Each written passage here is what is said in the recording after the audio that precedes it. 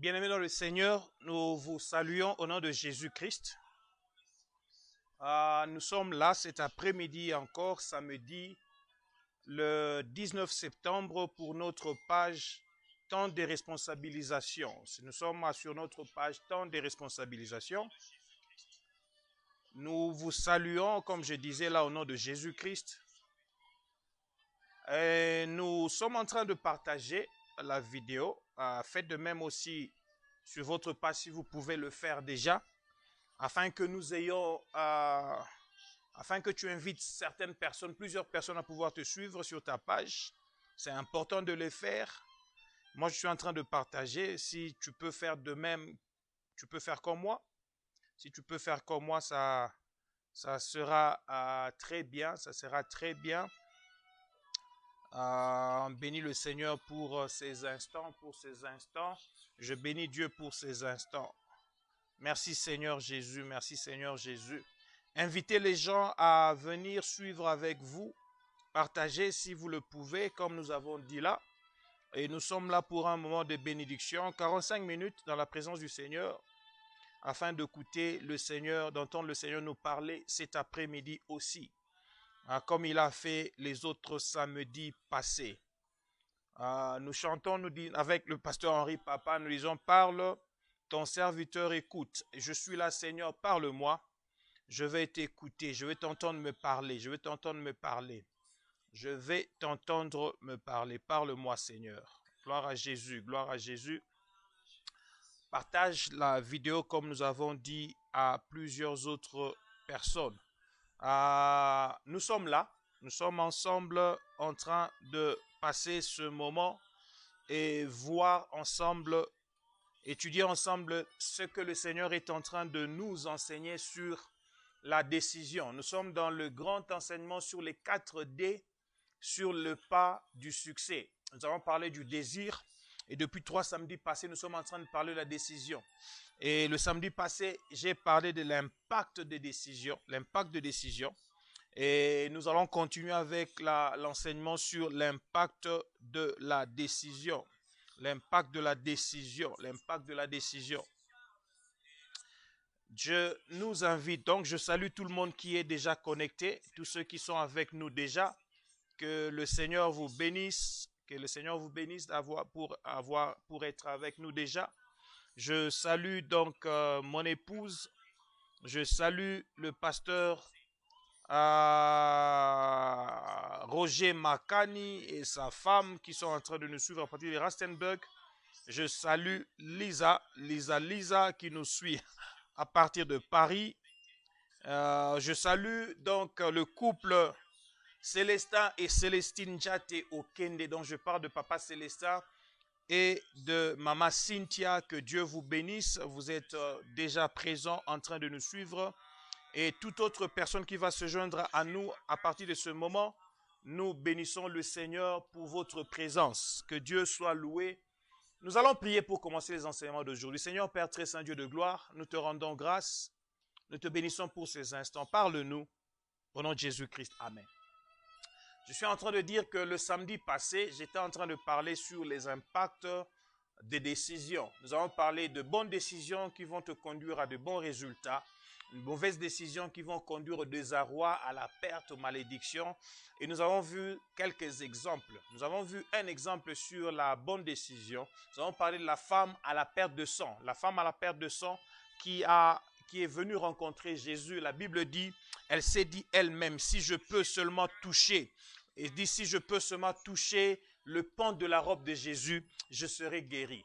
Et elle a sa décision l'a poussée à avancer vers le Seigneur afin de voir la guérison lui être accordée. Parce que nous avons vu qu'il y avait des obstacles devant d'elle. Mais nous avons dit que lorsque ta décision est ferme, tu peux franchir tes obstacles pour atteindre ton résultat, le résultat escompté. C'est ce que cette femme a fait. Nous avons vu qu'elle a franchi 4 obstacles. La loi était un premier obstacle. Elle ne pouvait pas être au milieu de gens alors qu'elle saignait, mais elle a bravé cette loi. Nous avons vu que la foule était un obstacle. Elle est parvenue à passé au-delà de la foule, elle a passé les femmes qui étaient autour de Jésus et elle a même passé les apôtres pour aller toucher le pan de la robe de Jésus. Nous avons parlé de plusieurs autres obstacles dans la vie pour arriver à prendre des décisions. Nous avons vu que la peur pouvait être un obstacle, l'anxiété pouvait être un obstacle, c'est la peur du futur. Lorsque tu te dis si alors, si alors, si alors, et moi je te dis aussi si alors pas, si alors pas, si alors pas. Nous avons vu aussi que le doute pouvait être un obstacle et enfin nous avons vu notre moi, l'ego de la personne peut aussi être un obstacle afin que tu ne puisses prendre une bonne décision dans ta vie. Et nous avons vu un nombre de 7 exemples de mauvaises décisions et qui ont conduit à des désastres. Si vous prenez seulement le cas de Ève, qui a mangé le fruit de l'arbre dont le Seigneur leur avait demandé de ne pas manger. Et ce qui est arrivé dans le futur, c'est que des malédictions ont été données au serpent qui les a trompés. Le sol a été maudit pour que désormais les personnes puissent manger et avoir leur nourriture du sol avec peine. Et les douleurs de l'enfantement ont été augmentées dans la vie de la femme et ses désirs se portant vers l'homme et l'homme dominant sur elle plutôt. Donc vous voyez, il y a eu plusieurs autres cas. Nous avons vu le cas de Roboam qui a refusé, qui a choisi le conseil de jeunes au détriment du conseil de vieux. Et la conséquence était que le royaume d'Israël s'est divisé en deux. Pour la première fois, le grand royaume d'Israël avec 12 tribus se retrouvait avec un royaume de Juda qui n'avait qu'une seule tribu, où Roboam est resté roi, alors que les 11 autres tribus se sont rebellées, qui se sont retrouvées ailleurs. Nous avons vu les cas de Samson et le cas de Akab, le roi Akab, qui ont fait de mauvais choix en épousant des femmes païennes et les conséquences ont été que Samson a perdu l'onction, Samson a perdu la vue, Samson est même mort à cause d'une mauvaise décision qu'il a prise. Alors que de l'autre côté, Akab s'est retrouvé dans une situation où le futur de ses enfants a été malheureux à cause de cette mauvaise décision. Mais bien aimé dans le Seigneur, nous avons terminé avec le cas du fils prodigue qui avait fait une mauvaise décision en prenant son argent de son héritage de chez son papa. Il est parti et il a vécu une mauvaise vie, une vie de débauche, a dépensé tout l'argent, mais il a pris la décision pour pouvoir rentrer vers son père et tout a marché. Et en conclusion, nous avons dit que tu peux avoir pris une mauvaise décision dans ta vie, mais tu peux après changer la mauvaise décision par une bonne décision et ta vie restera toujours, ta vie peut être réparée et te voir entrer encore sur le chemin du succès. Bien aimé, ce samedi, aujourd'hui, je veux terminer cette portion sur l'impact de décision. Je voulais bien aller déjà sur les principes bibliques pour prendre de bonnes décisions, mais le Seigneur est en train de mettre dans mon cœur que je dois encore continuer à parler sur l'impact des décisions. Je sens qu'il y a encore des choses que je dois vous dire. Des choses qui vont nous aider tous ensemble à comprendre qu'il est important que nous puissions prendre de bonnes décisions au bon moment. Comme nous avons dit, c'est important de prendre de bonnes décisions au bon moment. Je vais commencer par vous dire ceci ce samedi. C'est dans les moments de décision qu'une destinée est forgée. Une destinée est forgée. Tu peux écrire cela. C'est dans les moments de décision qu'une destinée est forgée. Une destinée est forgée. C'est-à-dire une décision ferme que tu prends peut t'amener à une destinée meilleure. Et alors que si tu prends une mauvaise décision, tu peux te retrouver dans une destinée pas meilleure du tout. L'exemple, c'est l'exemple de Ruth et Orpa. Les deux dames, elles étaient toutes moabites. La tradition dit que Orpa était même la sœur de Ruth, toutes venant d'un même peuple, les Moabites. Elles étaient mariées par deux frères, Machlon et Chilkilion, et les deux n'ont pas eu d'enfants avec leur mari, jusqu'à ce que les maris sont morts. Et elles se sont décidées de pouvoir aller avec leur belle-mère Naomi. Elles ont parlé à Naomi pour dire, Naomi, nous ne te quitterons pas. Alors que tu veux rentrer à Bethléem, nous partons avec toi à Bethléem. Naomi leur a donné des raisons pour les empêcher de la suivre, parce qu'elle disait, je suis déjà vieille, je ne peux pas avoir d'autres fils que vous allez attendre pour que vous ayez des maris après et que vous ayez des enfants. Et allez rester seulement auprès de votre peuple. Après avoir dit cela, Orpa, dont la décision n'était pas ferme, a pris la décision maintenant de partir et de rentrer à Moab chez son peuple. Alors que Ruth a dit à Naomi, moi je reste avec toi, je veux marcher avec toi. ton Dieu sera mon Dieu, ton peuple sera mon peuple. Là où tu iras, j'irai avec toi. Et même là où tu mourras, je mourrai avec toi. Sa décision était ferme et vous savez, nous avons parlé des Ruth les 2 samedis passés. Elle s'est retrouvée dans la généalogie de Jésus-Christ. Donc, Ruth est devenue une ancêtre physique de la famille biologique de Jésus-Christ à cause d'une décision ferme qu'elle a prise un jour de ne pas lâcher Naomi. Bien-aimé, j'étais en train de dire, c'est dans les moments de décision qu'une destinée peut être forgée. Une décision peut être forgée, une destinée peut être forgée. Pendant les moments de décision qu'une destinée peut être forgée. Voilà, bien-aimé dans le Seigneur. N'hésitez pas à prendre de bonnes décisions au bon moment. Bien-aimé dans le Seigneur, partout où tu vois un businessman ou un businesswoman, ça c'est le deuxième point que je suis en deuxième déclaration que je suis en train de faire ici, qui a réussi, ou encore un homme de Dieu qui fait de grands progrès dans son ministère, c'est souvent une bonne décision qui en est la source, une bonne décision qui en est la propulsion ou qui en est le propulseur. C'est-à-dire une bonne décision va amener quelqu'un à réussir. Nous avons vu l'histoire de Jeffrey Bezos, le patron de Amazon. Nous avons vu l'histoire de Bill Gates, le patron de Microsoft. Nous avons vu que c'était un moment de décision, une décision prise à un jeune âge qui a changé tout.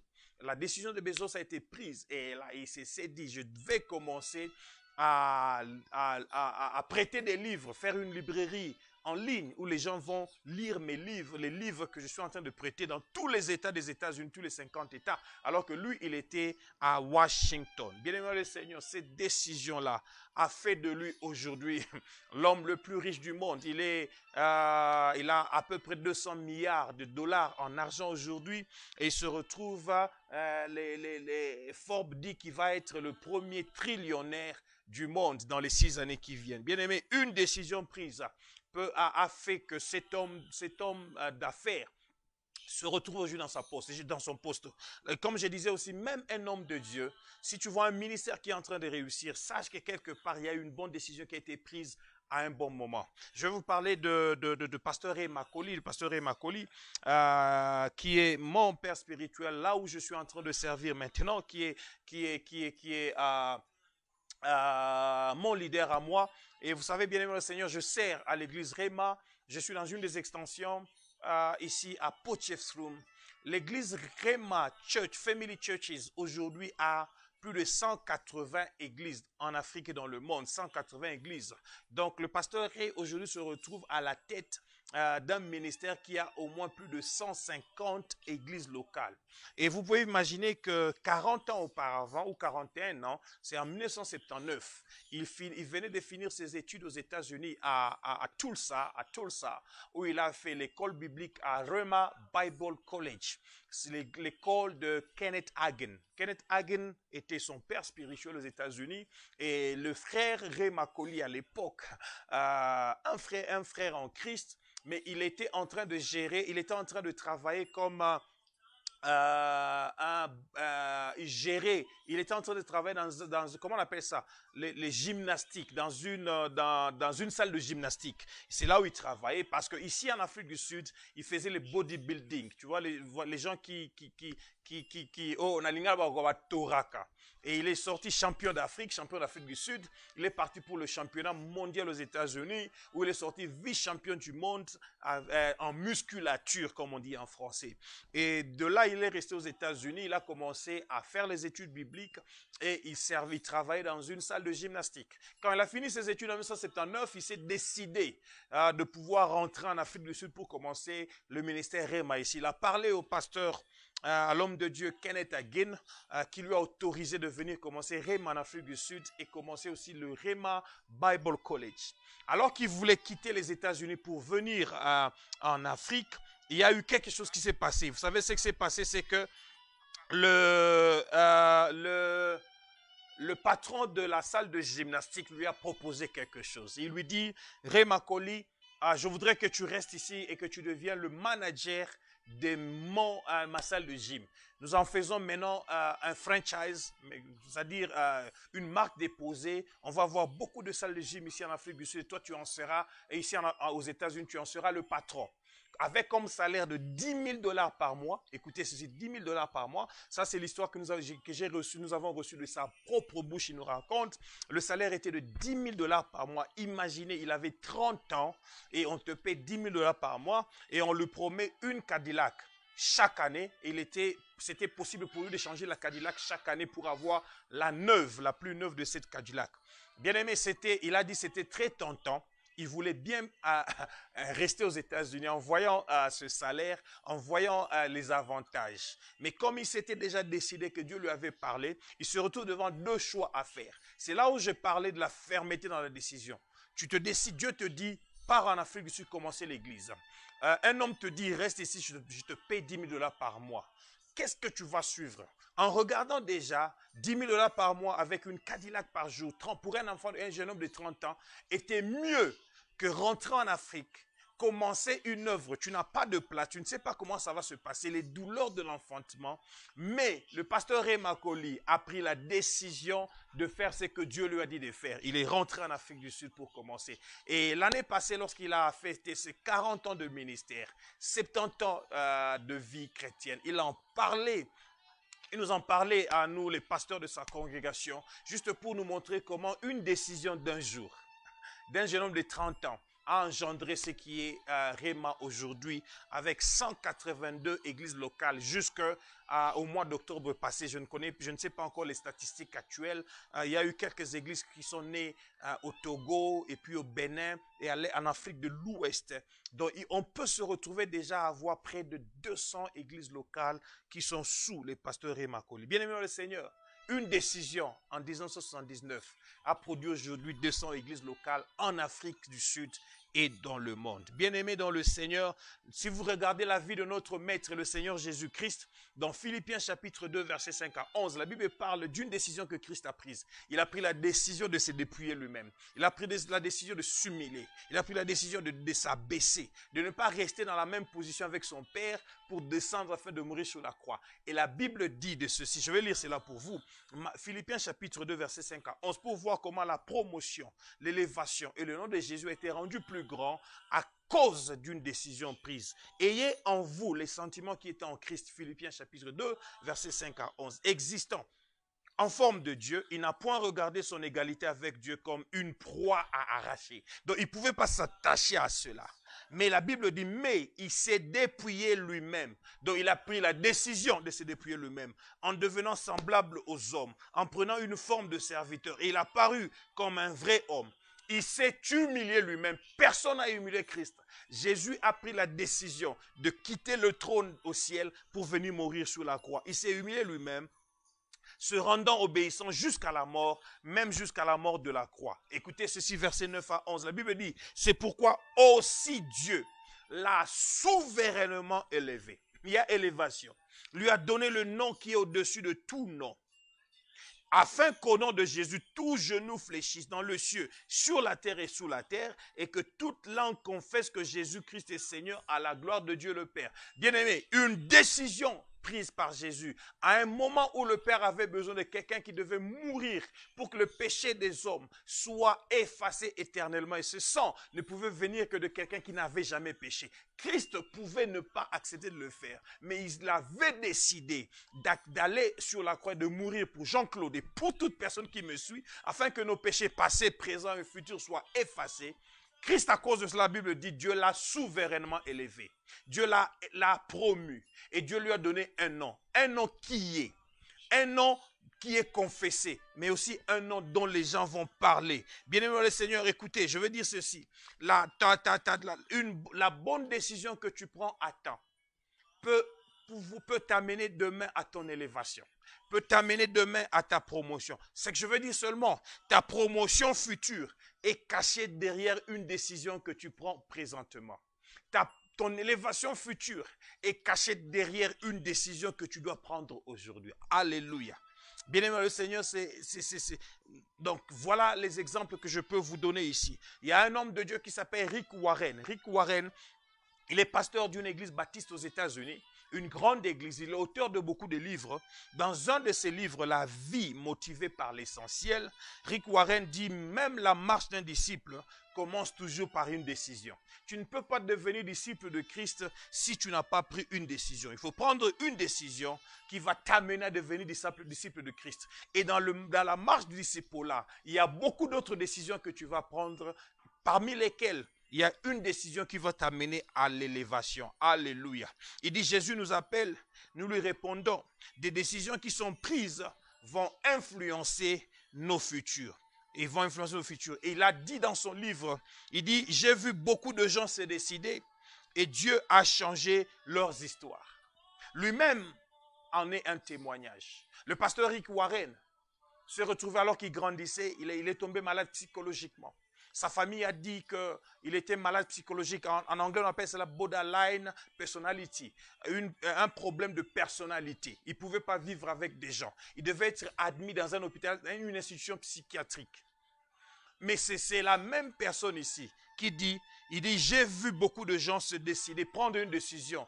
Et Dieu a changé l'histoire de leur vie. Donc, il ne s'est pas contenté de ce que les psychiatres ont dit de lui. Il ne s'est pas contenté de ce que sa famille a dit de lui. Il a pris la décision de servir le Seigneur. Et aujourd'hui, son église en Californie, aux États-Unis, se retrouve être une méga church.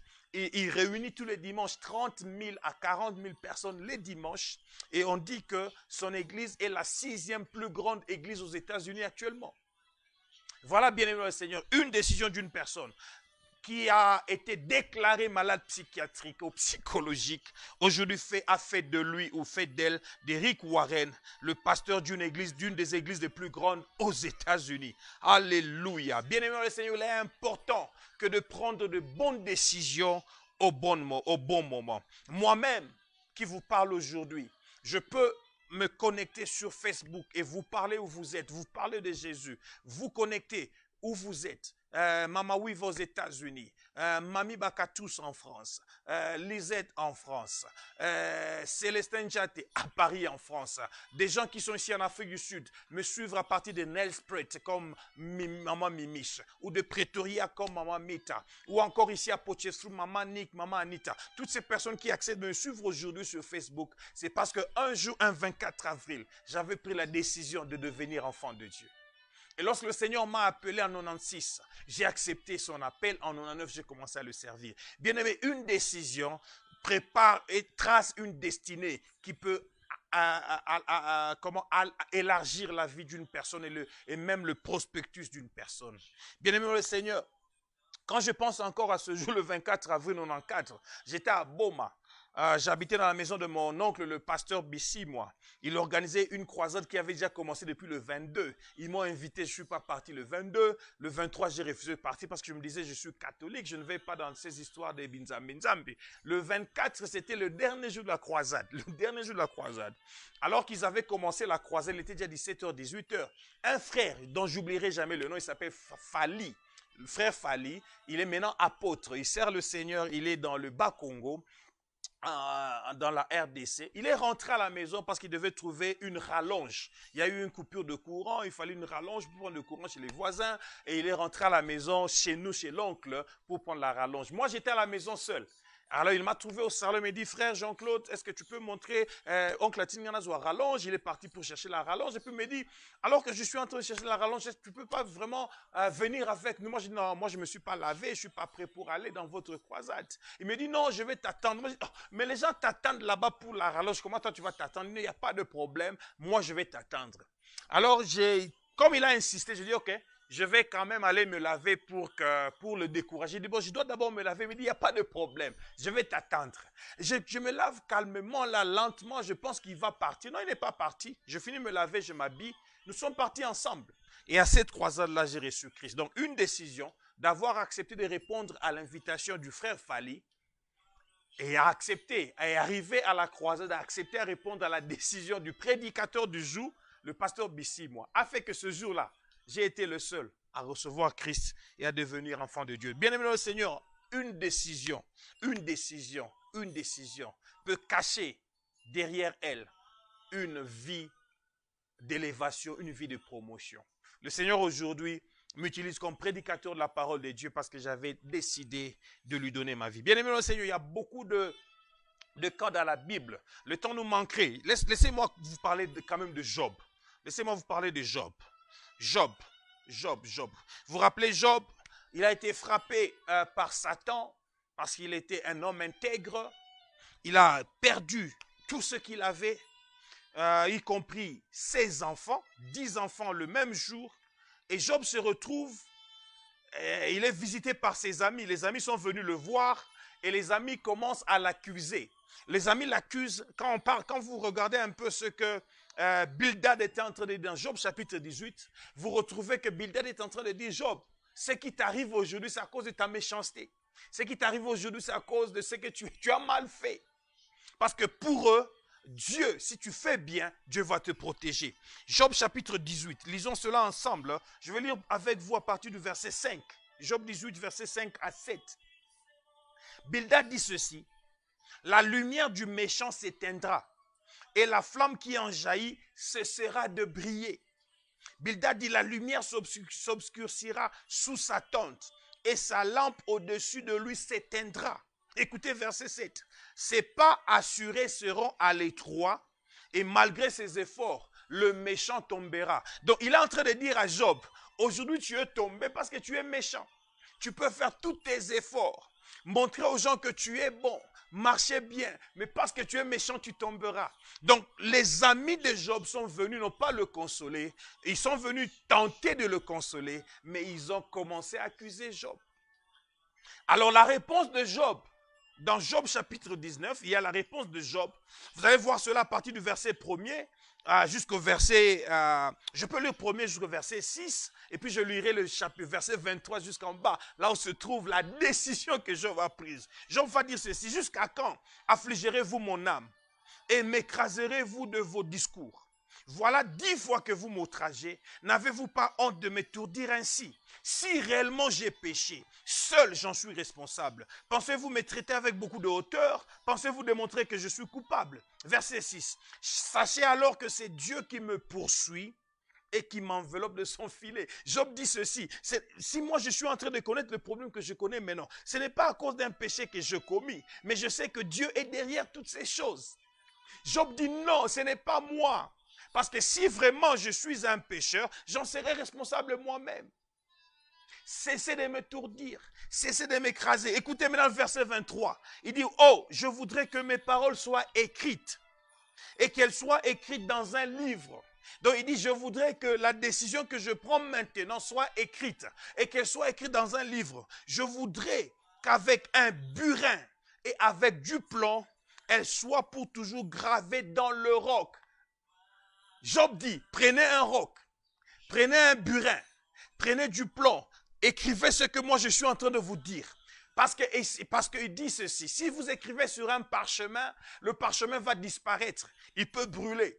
Mais je veux que ma décision maintenant soit écrite sur un roc, avec un burin et du plomb. Quelle décision? Il dit: je sais que mon Rédempteur est vivant.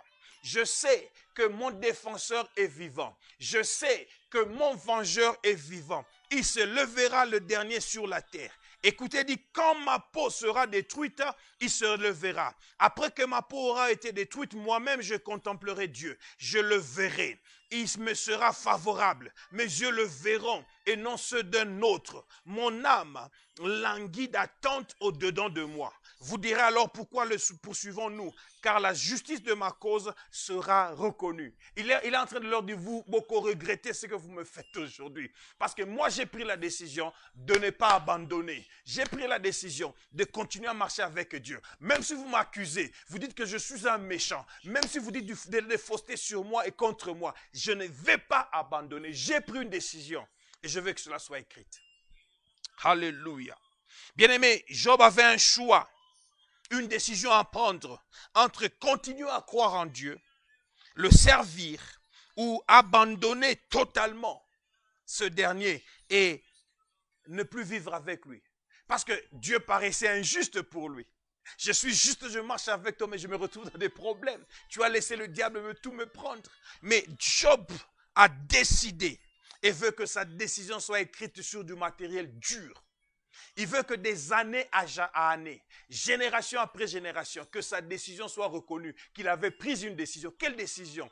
De continuer à marcher avec Dieu. Il dit, il appelle mon rédempteur. Il appelle mon défenseur. Il appelle mon vengeur. Le rédempteur est celui qui te défend. Le rédempteur est celui qui te venge. Au-devant des situations dans lesquelles tu as été injustement puni et frappé. Alors, il a continué à parler avec ses amis. Ils ont pris encore des jours et des jours à continuer à l'enfoncer. Jusqu'au jour où vous le savez, le résultat était que son futur a été meilleur que son présent et que son passé. Dans Job chapitre 42, il parle au verset 2, il dit, je reconnais que tu peux tout et que rien ne s'oppose à tes pensées. Là, Job est en train de parler à Dieu. Au verset 5, il dit, mon oreille avait entendu parler de toi, mais maintenant, mon œil t'a vu. À cause d'une décision qu'il avait prise de ne pas abandonner de marcher avec Dieu. Il dit, avant, c'était seulement mon oreille qui avait entendu parler de toi, mais maintenant, mes yeux t'ont vu.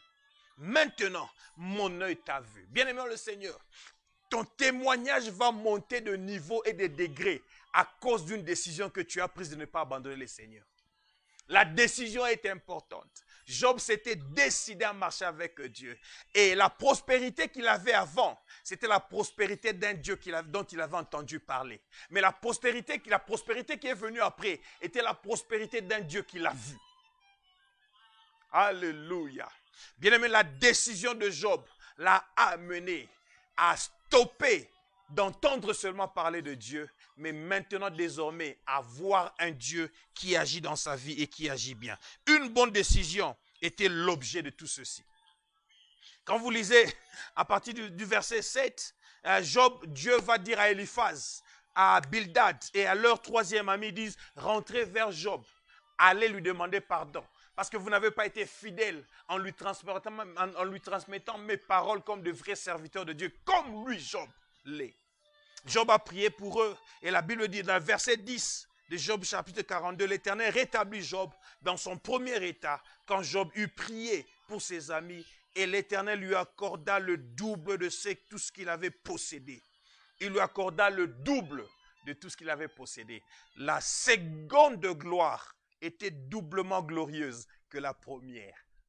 Qu'est-ce qui se trouve au milieu de ces deux gloires? Une décision. Bien-aimé le Seigneur, une décision peut t'amener au niveau le plus élevé de ta gloire ou de la gloire que le Seigneur a pour toi. Le verset 12, la Bible dit, pendant ces dernières années, Job reçut de l'Éternel plus de bénédictions qu'il n'en avait reçu dans les premières. Plus de bénédictions qu'il n'en avait reçu dans les premières années de sa vie. Bien-aimé, l'impact de bonnes décisions t'amène à une gloire future qui sera plus grande que la gloire première.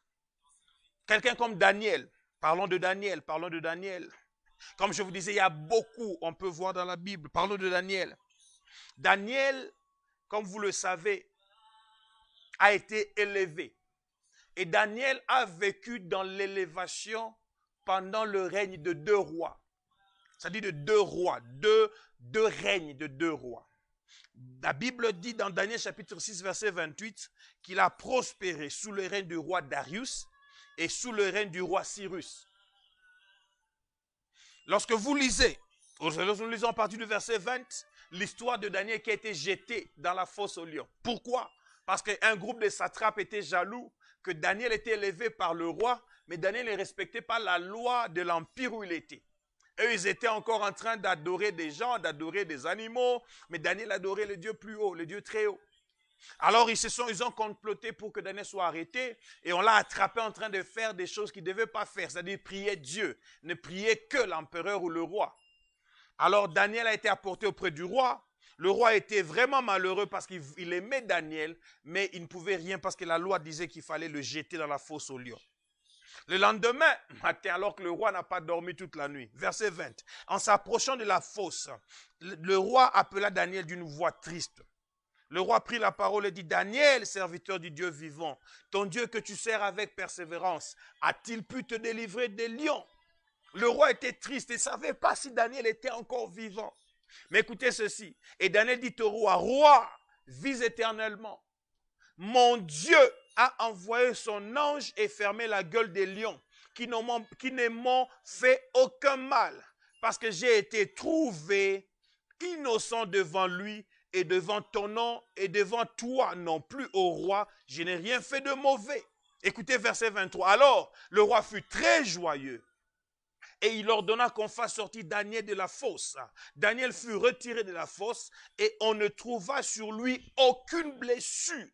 Pourquoi? Parce qu'il avait eu confiance en son Dieu. Il avait eu confiance en son Dieu. Daniel a pris la décision de faire confiance en Dieu, quoi qu'il arrive. Et devant des lions, le Seigneur a bouclé leur gueule. Et la Bible dit, il est sorti de la fosse des lions sans blessure. Et bien aimé dans le Seigneur, je voudrais vous dire quelque chose. De tout ce qui est arrivé à Daniel et à ses compagnons, comme résultat de la grandeur à la hauteur, de la promotion à l'élévation, tout ce qui leur est arrivé, la clé se retrouve dans Daniel chapitre 1 verset 8. Daniel chapitre 1 verset 8, que cela dit? La Bible dit, Daniel résolut de ne pas s'essuyer par les mets du roi et par le vin dont le roi buvait. Et il pria le chef des eunuques de ne pas l'obliger à s'essuyer. La Bible dit, Daniel s'était résolu à ne pas s'essuyer. C'est-à-dire, Daniel avait pris la résolution de ne pas vivre dans le péché. Bien-aimé dans le Seigneur, en tant qu'enfant de Dieu, en tant que jeune, en tant qu'adulte, en tant que vieillard, tu as encore une décision à prendre. Soit de marcher avec Dieu, soit de l'abandonner. Soit de craindre Dieu, soit de ne pas le craindre. Mais la Bible dit de Daniel qu'il avait pris la résolution de ne pas se souiller. Et il est même parti prier le chef des eunuques pour lui dire, s'il te plaît, ne m'oblige pas à me souiller, parce que je ne vais pas me souiller et je ne veux pas me souiller. Ne me pousse pas à me souiller, parce que je ne vais pas le faire et je ne veux même pas le faire. Bien-aimé le Seigneur, la résolution que Daniel avait prise l'a amené à être parmi les gens les plus élevés de ce royaume. Est-ce que je peux parler à quelqu'un? Je suis en train de dire à quelqu'un, et je le sens dans mon cœur que je dois te le dire, la décision que tu prends de t'éloigner du péché va te lever demain. Et je répète cela, ta promotion future, ton élévation future se cache derrière une décision que tu dois prendre aujourd'hui. Que Dieu soit avec toi, afin que tu puisses prendre une très bonne décision.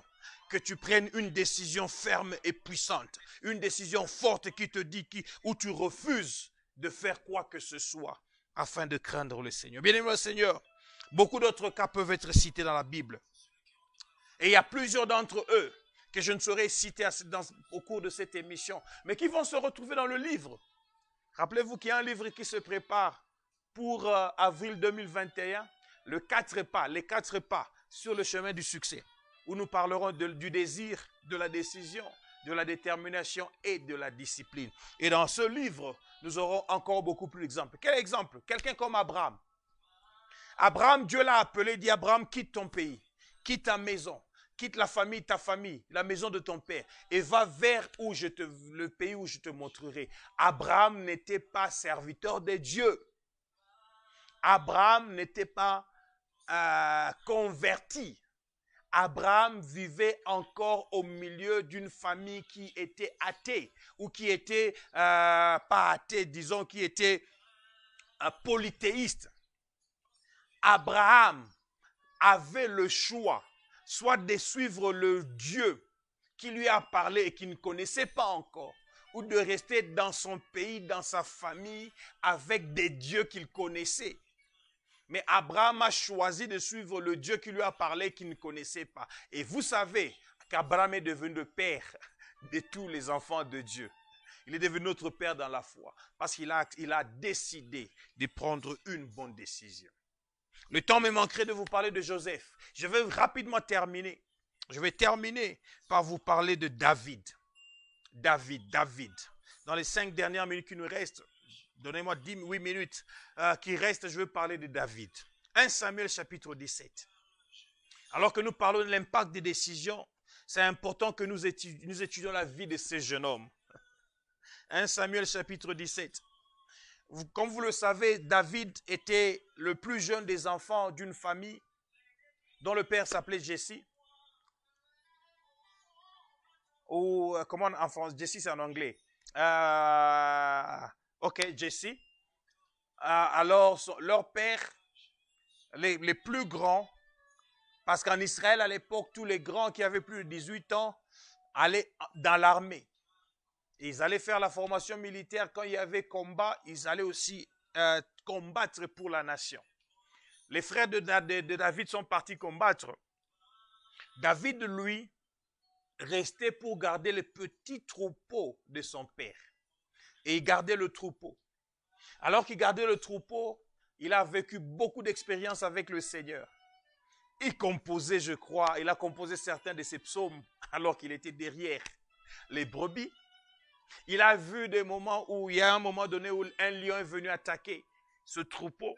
La Bible dit que David a suivi le lion, l'a attrapé, a déchiré le lion et a récupéré la brebis. Une ours a fait aussi la même chose. David a dit Dieu l'a délivré des pattes de l'ours. Et je ne sais pas toutes ces expériences, je ne sais pas s'il en parlait à son père. Parce qu'à moi, mon fils qui a 15 ans, si je l'avais envoyé dans la brousse et qu'il revient, qu'il me dise, papa, tu sais qu'un lion m'a attaqué, je l'ai battu, je l'ai tué. Je vais dire, fiston, félicitations, mais désormais tu ne pars plus dans la brousse. Mais David n'a rien dit à son père. Il a continué à vivre des expériences pareilles dans la forêt. Je crois qu'il n'a pas dit à son père. Alors un jour, son papa l'a appelé et dit, David, je voudrais que tu ailles voir tes frères au combat, là où ils se trouvent, afin que tu saches, tu vois s'ils se portent bien et que tu m'apportes de leurs nouvelles. David a accepté les parties. Il a pris un peu de pain, la Bible du pain, fromage, il est parti. Mais bien aimé, ouvrons une parenthèse. Ces gens-ci sont dans un combat, ils se battent pour la nation. Lorsque vous vous battez pour le drapeau du pays, le pays prend soin de vous. Ce papa ici connaissait même la loi. La loi dit que personne ne pouvait aller dans la bataille à sa propre charge. Il allait à la charge de la nation. Mais il envoie son fils parce que le Seigneur a une autre mission pour David.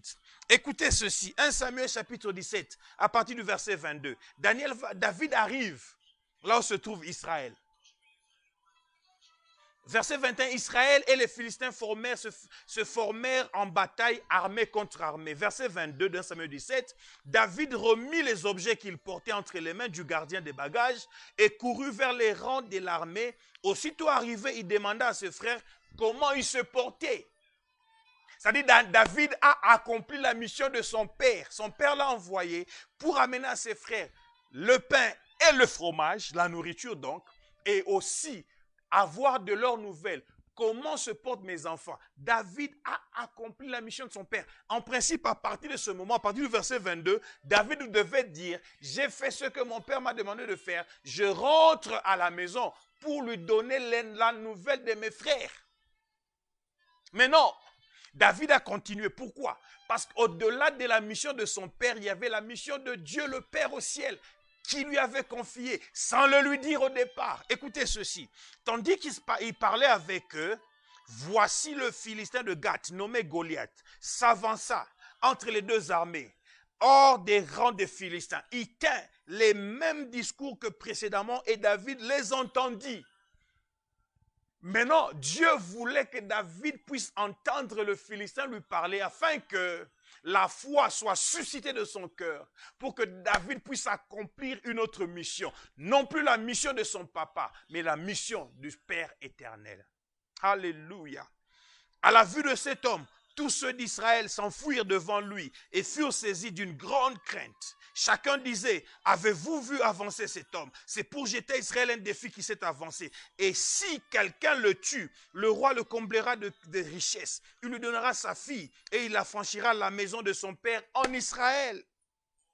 Alors David dit aux hommes qui se trouvaient près de lui, que fera-t-on à celui qui tuera ce Philistin et qui ôtera l'opprobre de dessus d'Israël? Qui est donc ce Philistin? C'est incirconcis pour insulter l'armée du Dieu vivant. Et le peuple répétant les mêmes choses lui dit, c'est ainsi que l'on fera à celui qui le tuera. Alléluia. Voyez, la connaissance de la récompense motive quelqu'un à faire quelque chose. La connaissance de la récompense motive quelqu'un à faire quelque chose. Alors David a commencé, David était motivé maintenant. Il va alors partir encore chez un autre groupe. Il dit, dites-moi un peu, qu'est-ce que le roi fera à celui qui tuera cet incirconcis? On va lui dire encore la même chose. Et la Bible, le verset 28, Eliab, son frère aîné, qu'il avait entendu parler à ses hommes, fut enflammé de colère contre David. Il vint dire à David, pourquoi es-tu descendu et à qui as-tu laissé ce peu de brebis dans le désert? Pourquoi es-tu descendu, David? Parce que papa m'a envoyé. À qui as-tu laissé ce peu de brebis dans le désert? À quelqu'un dont papa a chargé pour le faire.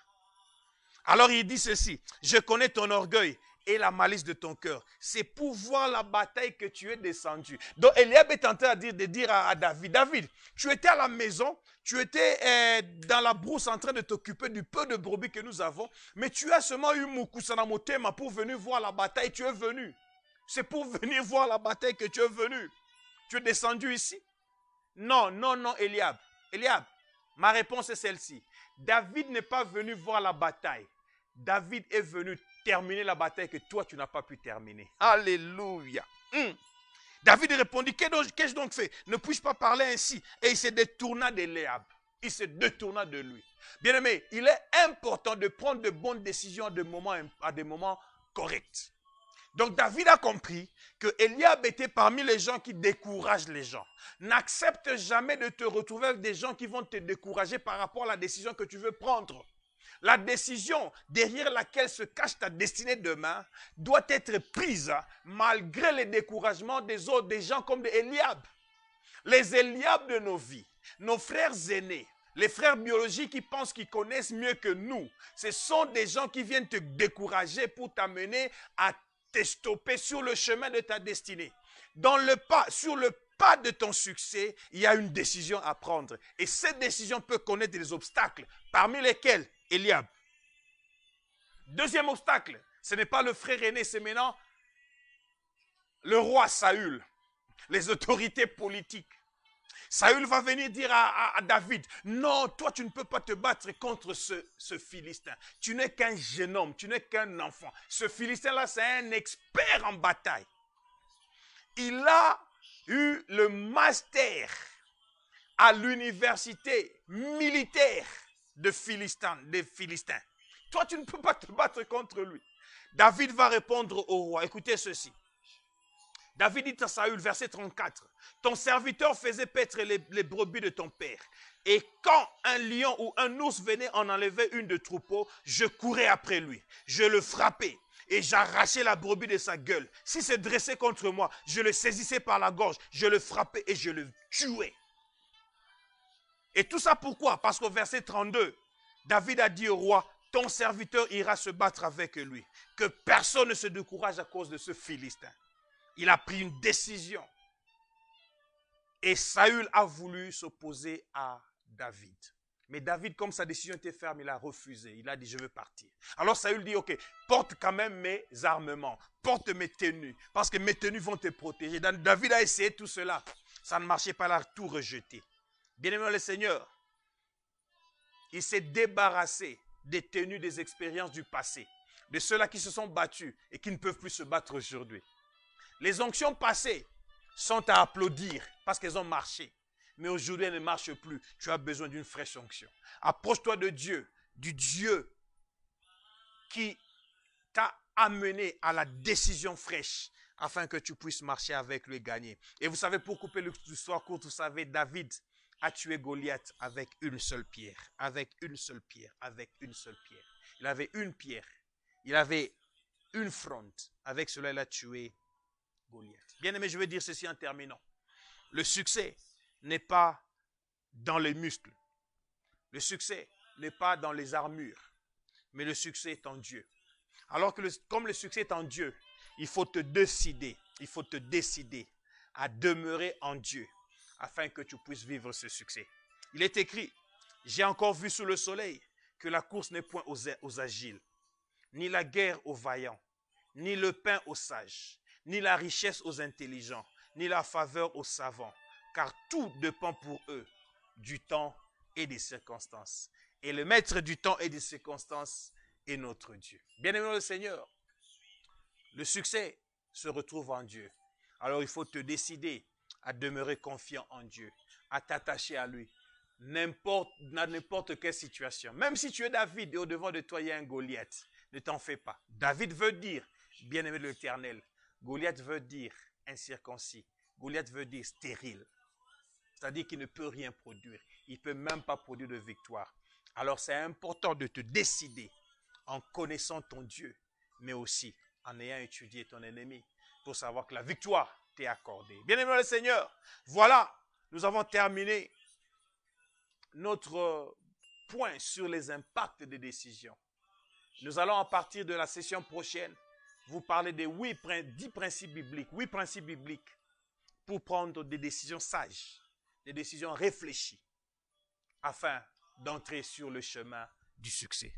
En tout cas, je voudrais remercier toute personne qui m'a suivi aujourd'hui, remercier toute personne qui s'était connectée, que Dieu soit avec vous, que Dieu continue à vous bénir, les gens qui se sont ajoutés après que nous ayons salué ceux qui avaient commencé, les gens comme les mamans Naomi, les gens comme les mamans Wiva, que Dieu vous bénisse et que Dieu puisse vous permettre, vous amener vous aussi à prendre une bonne décision dans votre vie. Permettez-moi de prier avant de finir. Seigneur Père très saint, je bénis mon frère et ma soeur qui m'ont suivi. Je bénis toute personne qui aura pris ou qui a pris une bonne décision à un bon temps. Et je déclare que ces décisions vont l'amener au succès. Je prie afin que, Seigneur, aucune mauvaise décision ne soit prise par toute personne qui me suit maintenant. Au nom de Jésus-Christ, nous déclarons le succès dans nos vies. En ton nom qui sont ainsi priés. Amen, amen, amen. Que Dieu vous bénisse. Nous nous retrouvons prochainement pour étudier les principes bibliques pour prendre des décisions sages ou bonnes. Bye bye. À samedi prochain.